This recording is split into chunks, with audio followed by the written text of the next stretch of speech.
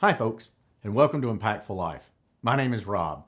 Today's book review is Think and Grow Rich by Napoleon Hill. Now this book has been called the granddaddy of all motivational literature. It was originally published way back in 1937 and to this day remains one of the most referenced books on success and personal achievement. Well, I had read this book many years ago and I thought it was pretty interesting, but I did absolutely nothing useful with any of the information.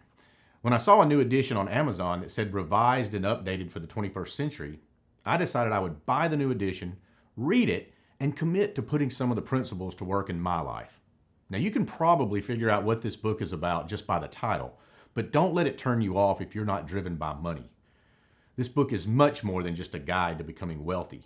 In a nutshell, Napoleon Hill, based on studying some of the world's most successful people of his time, I'm talking about people like Thomas Edison, Henry Ford, Andrew Carnegie, he came to the realization that our thoughts determine our success.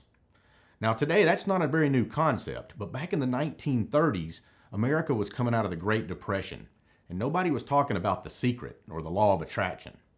Now, according to the author, if you create a vision in your mind and combine it with passion and persistence, you will become an unstoppable force.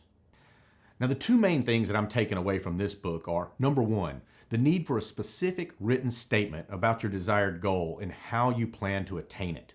Now, I'm a firm believer in goals, but the 6 steps that he lays out in chapter 2, coupled with the instructions to read the statement aloud twice a day, once when you first wake up and then right before going to bed, is a strategy that I had never employed before, but I do now. Secondly, I picked up on something I did not remember from reading the book many years ago, and that is the formation of what he called an invisible council. Now, he discusses this in chapter 14, but the basic idea is to close your eyes and picture a round table filled with individuals who you admire, and all of them are there to give you counsel.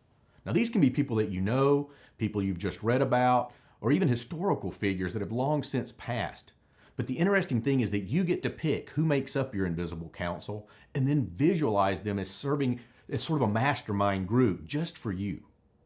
Now, in summary, this book should be required reading for anyone who's trying to better themselves. It definitely belongs in the Success Book Hall of Fame, and it's why some of the world's greatest personal achievement teachers still refer to it today. Now, if you've not read it and you want to grab a copy, I have provided a link to the book below, and there's also another link to a workbook that goes along with it. If you do choose to read it, make sure you don't make the mistake that I did years ago and do nothing with the information. Absorb what he tells you. Take a good look at yourself. Extract what you believe will be useful. Go through the exercises, but most of all, put it into action. If you do, I promise it will have an impact in your life.